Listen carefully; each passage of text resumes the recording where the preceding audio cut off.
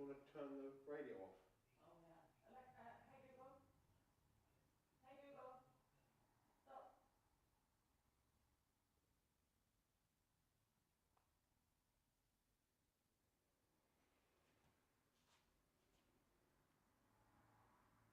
Hi everyone, welcome to week 2 of Reading with Ben.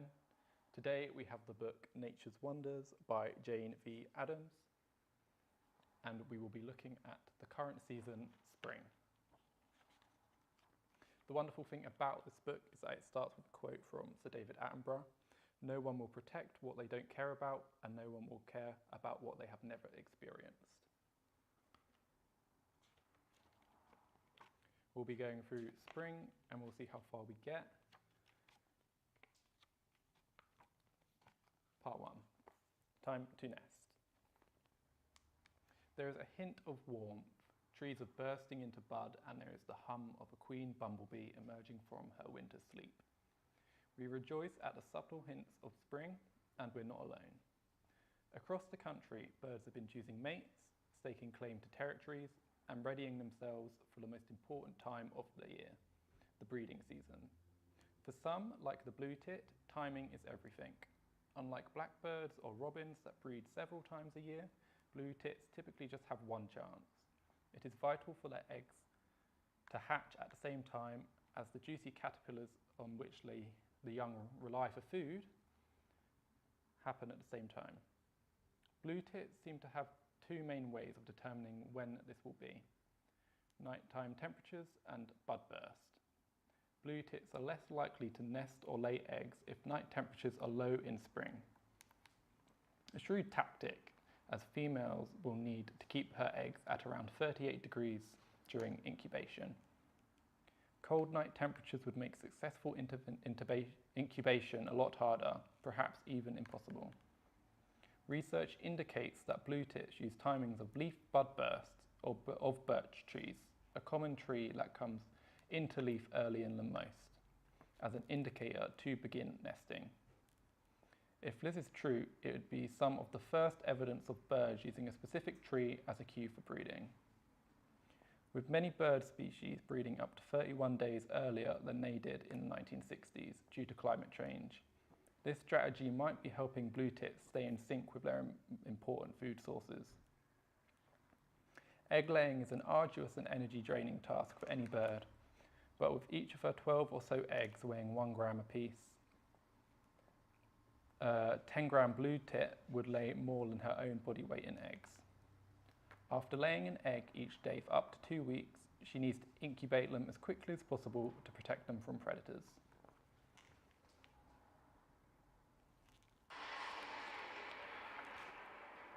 What was that? The female blue tit has 2 things in her favour: courtship, feeding, and a brood patch. By plucking feathers from her breast and belly to provide a highly vascular patch of skin, called a brood patch, she's able to regulate the egg's incubation temperature, and if she doesn't need to stop to feed herself, and is instead fed by her mate. A service he also performs during courtship and while the eggs are being laid. The eggs are likely to hatch quicker and more chicks are likely to fledge. We can help too. Findings suggest that when blue tits are fed high quality supplementary food such as mealworms and wax moth larvae, parents have more time to forage for natural foods and bring back larger food items for their chicks. This extra easy food may also allow the parents more time to defend their territory, watch out for predators and look after themselves. With each chick needing on average 100 caterpillars a day for up to 3 weeks, this might give these avian workaholics a well-earned rest. Tits nesting in your garden, now is a great time to consider putting up some bird boxes. There are many online guides to making your own, but you could also invest in a good quality ready-made bird box from a local garden centre. Bud burst. As spring wanders from south to north at a leisurely pace of 1 to 2 kilometers an hour, leaf buds usually burst on our trees and shrubs begin between March and May. The sticky buds of horse chestnut are amongst the first to show, whereas others, such as ash, can be very slow to get going. We should presume buds are a sign of trees waking up. In reality, they were never asleep. Even in winter, they are monitoring the temperature, how much water they have, and the length of the days, waiting for the perfect time to start growing again. Most trees need a sustained period of cold before this can take place, called vernalization. This prevents the tree from being fooled into leafing during periods of warmer winter weather, when it's really too early. When the time is right, leaves emerge from buds, produced the previous summer and autumn, and hormones such as auxin and cytokinin leap into action to encourage cell division and growth. Phrenology, the science of recording when events such as budburst happen, has long been a source of fascination. In Japan, the date when cherry tree blossoms peak has been documented for over 1,000 years, and records of crop yields in China are thought to date back to 1944 BC. An early record keeper of phenological events in the UK was naturalist Robert Marsham, who started noting down the indications of spring in 1736. It was a tradition his family continued for nearly 200 years. More recently, since the year 2000, the Centre for Ecology and Hydrology and the Woodland Trust have been running Nature's Calendar, a citizen-led science project which collects records from the first hawthorn budburst to when oak lose their leaves. The project has attracted thousands of participants, and the millions of records collected are now helping scientists determine the impact of climate change and weather on wildlife. They have already noted that a 1-degree increase in temperatures in March or April is linked to the buds bursting between 4 and 6 days earlier, and that temperatures between 2000 and 2016 were on average 1.2 degrees warmer than between 1961 and 1990. If you factor in light pollution, late frosts, and the 10 warmest years on record since 2005, then there is little doubt that plants will struggle to stay in sync with the insects on which they rely and vice versa. Caterpillars emerging when leaves are old and tough won't be healthy, leading to less food for blue tit chicks.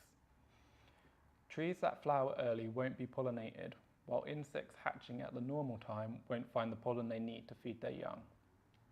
To identify different trees from their leaf buds, there are a few things you can look for.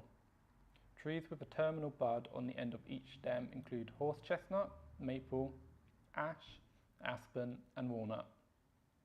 Buds along the stem, lateral buds, that are opposite one another can be found on ash, dogwood, spindle, and sycamore, whereas alternate buds occur on rowan, hawthorn, hazel, goat willow, hornbeam, alder, beech, walnut, and London plane. Individual buds that seem to spiral around the stem are probably oak, blackthorn, or aspen, and those with zigzag formation, elms and limes.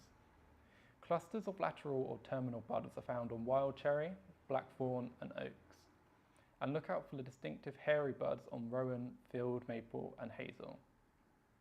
The saying, ash before oak, we're in for a soak, ash before oak, we're in for a splash, though occasionally correct, has never held much water. Oak buds have nearly always burst from ash and continue to do so. But instead of a splash, we may now experience flash floods or prolonged dry summers. 5 buds to find. Beech. The buds are thin, long and pointed with copper brown colouring. Oak. Buds are oval with a blunt end in a cluster, usually orange-brown. Hazel. Short buds with hairy green-red scales. Stems are also hairy. Elder. Buds look like miniature pineapples. Their scales are spiky and dark red in opposite pairs. And ash, found in opposite pairs, rounded on the stems. The buds are dark red or black in colour. The tips of the shoots have a distinctive upward bend.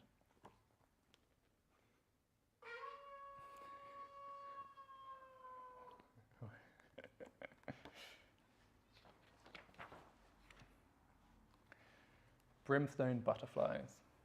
Brimstone is an old term for sulphur, and the male brimstone butterfly with its bright acid yellow wings certainly lives up to its elemental name. No wonder brimstone, or the Old English brimstan, also means burning stone. If you ever tried to watch a brimstone in the spring, you'll know how apt its name is. Like a flickering flame, it jerks and flutters, disappears, then reappears, and flits around. It goes to land, then changes its mind and flies high into the sky, like a wind-borne ember. Frenetic doesn't do this butterfly justice. Following it for just a few seconds leaves you feeling exhausted. It has been suggested that the buttery yellow brimstone could even be the origin of the word butterfly. They can be seen for much of the year. They often have a second brood in summer. They can emerge from their slumber on warm, sunny, wintry days, and they are conspicuous in spring.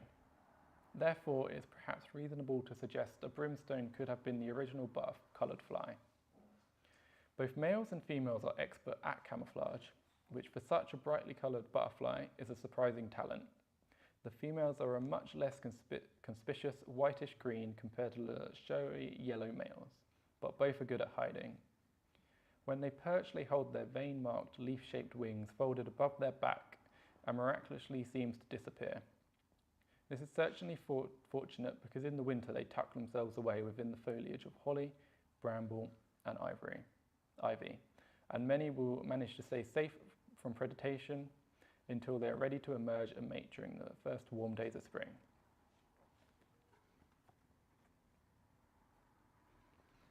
However, they may be struggling to survive. In 2021, Butterfly Conservation's Big Butterfly Count reported that brimstone numbers had fallen by a third on previous years. Though this was only 1 year, it does seem to be part of the worrying trend for butterflies. In 2021, Butterfly Conservation's annual survey received more butterfly counts than ever before, yet the numbers recorded during each count were the lowest they'd ever been. We know that some butterflies have been declining for years, but now, because of habitat loss and extreme temperature changes, experts are worried that common species could be rarities. Though brimstones are pushing north, you're most likely to see them south of a line between Cheshire and southeast Yorkshire, as they're one of the longest tongued butterflies. You'll often find them feeding from the flowers within deep nectars, such as bluebells or primroses, as well as on other early spring flowers such as dandelions and bugles. Females lay eggs on buckthorn, their caterpillar's food plant. Look out for females laying individual eggs on the underside of the youngest leaves or purging or alder buckthorn. The bright yellow males are on the wing from March. However, warm temperatures before then can sometimes draw them out of hiding much earlier. In 2022, some were recorded on New Year's Day, a reminder that you might spot the special butter-coloured fly at any time of the year. Dandelions. The Cambridge Dictionary defines a weed as any wild plant that grows in an unwanted place. Is the dandelion a weed? Many people nowadays regard it as such, but that hasn't always been the case. Its common name is derived from the French dent de lion, meaning lion's tooth, a reference to the plant's jagged toothed leaves. Yet its blooms are probably its most recognizable feature, with poet John Clare once describing them as shining like guineas, an apt description for a flower that looks as if it could have been dipped in gold. There are over 200 species of dandelion in the UK and Ireland. It's a remarkably diverse plant, and before lawn mowers and the popularity of lawns was deeply valued, indeed the plant was given extra space in our gardens and prized for its culinary uses. Young leaves were used in salads and blanched like spinach. Flowers were fermented and made into wine or a light mead. Its roots could be dried and roasted to make a vaguely coffee-like coffee substitute. It was even used in ancient remedies to treat upset stomachs and skin conditions. But as its medicinal properties fell out of favour and the craze for manicured lawns took hold, we tried to eliminate the dandelion from our garden, and its status as a weed grew and grew. However, opinions are gradually changing. We now recognise that pollinators such as bumblebees, hoverflies and solitary bees thrive on the early nectar and pollen of the dandelion. A host of invertebrates such as muslin and ruby tiger moth caterpillars make use of the plant's leaves as a food source. Look closely and you'll even find tiny pollen beetles buried deep within the flower's florets. Instead of grabbing a towel and digging them out, Or worse, reaching for a bottle of weed killer, gardeners are now leaving dandelions to benefit nature. They aren't the only ones looking at dandelions with fresh eyes. Researchers interested in biomimicry, design and technology inspired by nature, have noticed how dandelion seeds can float long distances on the lightest of breeze, and have designed wind-blown sensors. Tiny and wireless, their seed-inspired sensors can relay valuable information on temperature, pressure, humidity, and light without the need for a battery. In the future, it is hoped that this technology can be used to monitor isolated or fragile regions of the world that are difficult to reach on foot and would be easily damaged by humans. Dandelions could also change the way we produce one of our most used commodities, rubber. Pick any dandelion flower and you'll notice sticky residue oozing from its stalk. This latex contains the same compound as Hevea braziliensis, the rubber tree, the source of natural rubber. However, unlike rubber tree latex, potentially polluting solvents are not required for its extraction, and it can be grown in relatively poor soils in temperature climates, thus reducing transportation costs. The lion-toothed leaves of the dandelions are also high in vitamins, calcium, manganese and potassium, so it will add a mineral punch to any meal. Plus a few sunshine petals will brighten any summer salad, and a natural diuretic used to treat water retention. As the flowers fade, don't forget to make a wish as you blow on the spherical seed heads, watching as they float away on the breeze. It's said that dandelion seeds carry thoughts and dreams to loved ones, which is as good a reason as any to grow and respect them. As Canadian author Heather Babcock says, dandelions are just friendly little weeds who only want to be loved like flowers.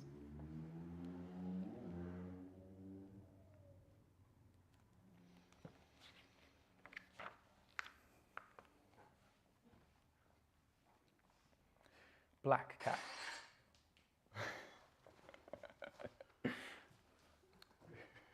Black caps. As a nation, we spend an estimated £250 million a year on 150,000 tonnes of bird food.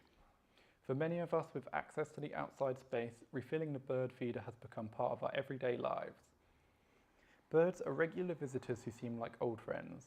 We relish the challenge of identifying, recording, painting and photographing them. In many ways, it's not surprising we invest in them. Bird watching is undoubtedly soothing. They represent a little bit of the wild, flying in and out of our lives, connecting us to the outside world. However, regularly feeding our garden birds is a relatively new passion. In the 1970s, if you had a bird feeder, and they were rare, you might have only seen a handful of different birds. Nowadays, over 30 different species have been recorded regular feeding at our garden bird feeders. For many of these pampered avians, their populations are growing, sometimes at the expense of some of their relatives. Thriving populations of blue tits and great tits are threatening the survival of more vulnerable marsh tits.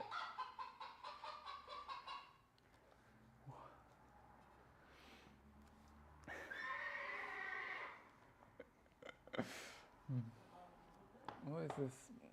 It's the rabbit making that sound, isn't it? Pressing a little button.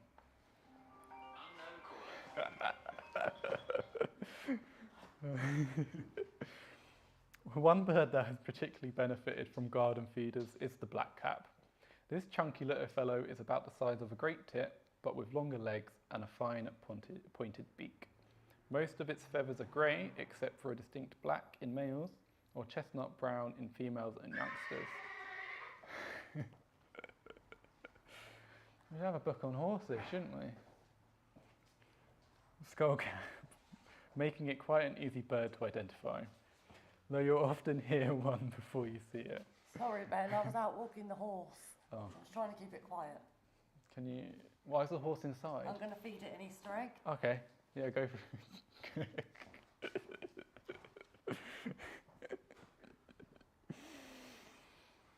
Sorry, babe. Keep going, mate.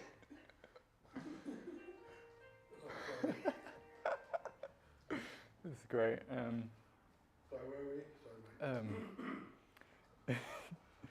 In 1770, naturalist Gilbert White described the warbling song as being a songster of the first rate. Its notes are deep and sweet. Called in Norfolk the mocking nightingale, if on the other hand you disturb one or it feels threatened, the harsh chack-chack warnings are more like stones clacking together.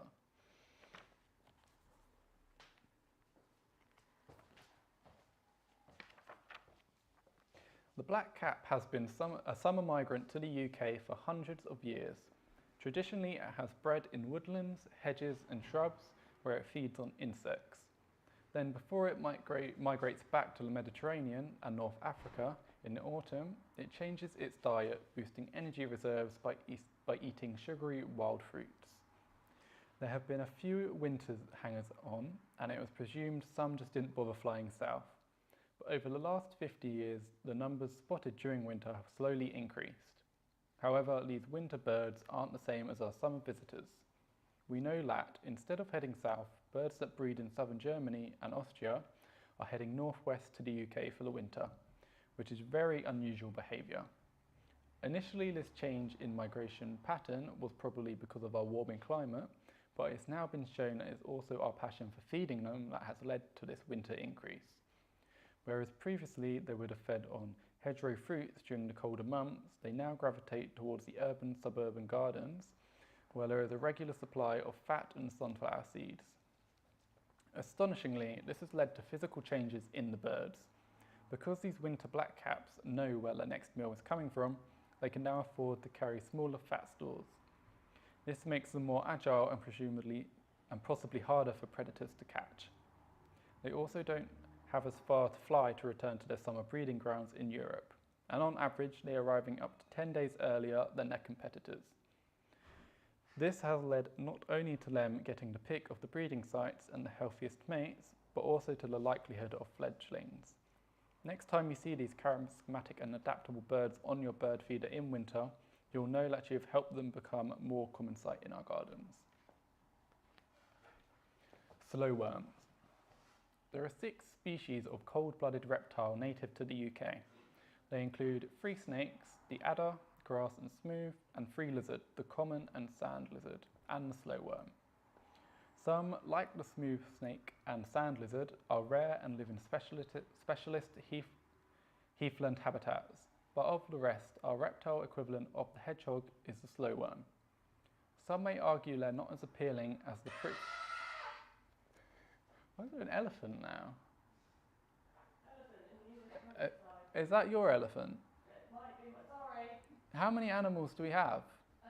Many. This is a shop. Are we selling them?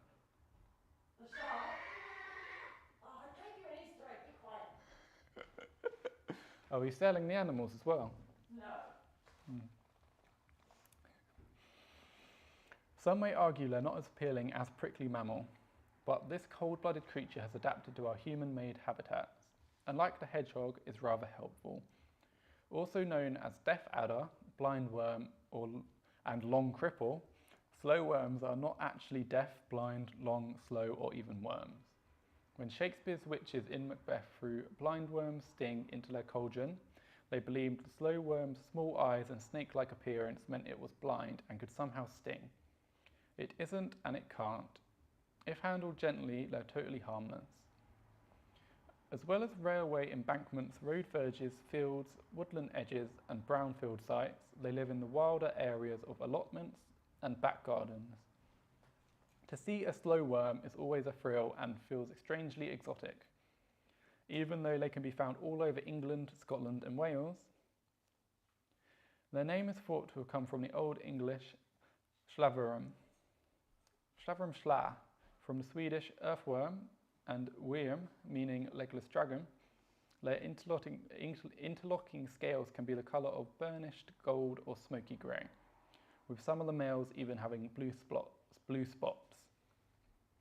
When it hibernates in the winter, its smooth skin helps it burrow underground or deep into compost heaps, only emerging when the weather warms up in spring. Though it looks snake-like, there are some fundamental differences. The most obvious is that it has eyelids and can blink, which is something snakes can't do. Its tongue is notched rather than forked, and it is also smaller than most common snakes, with a maximum length of around 50 centimetres or 20 inches when fully grown.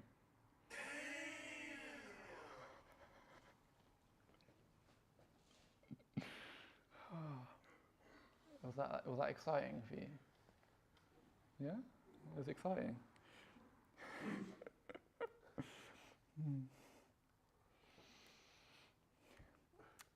Whereas, Sorry, babe. whereas an adult grass snake can reach 90 to 150 centimetres or 35 to 60 inches. As well as spiders and earthworms, a slow worm lives on a varied diet, including snails and slugs, which makes it a gardener's friend.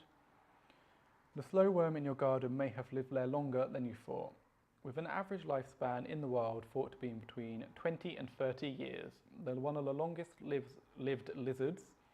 In fact, a captive slow worm at Copenhagen Zoo lived until it was 54 years old. This longevity is probably down to a few clever adaptations. The slow worm's first line of defense against being caught is either to stay stock still and hope it isn't seen, or quickly slither away.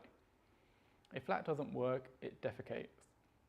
Through smelly and messy, this is not always enough to put off a would-be attacker, which is when it performs its piece de resistance and detaches its tail.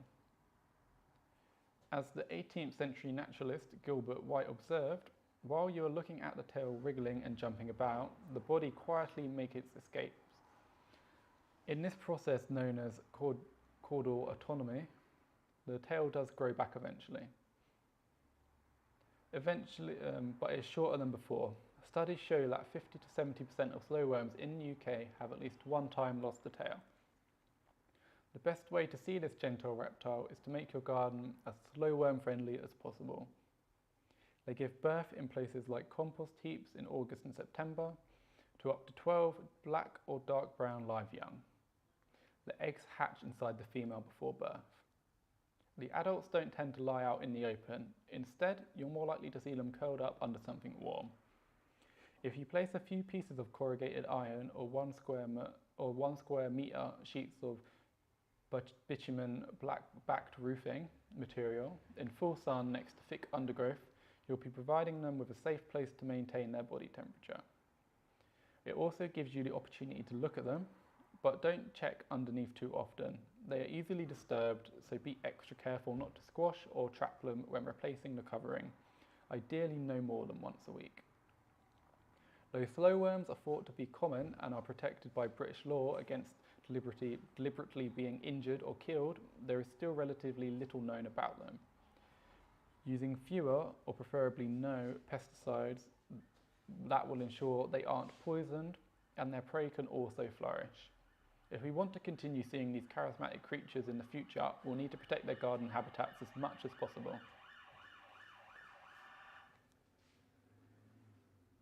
And that is all the time we have today for spring. Thank you for watching. Thank you, Rabbit.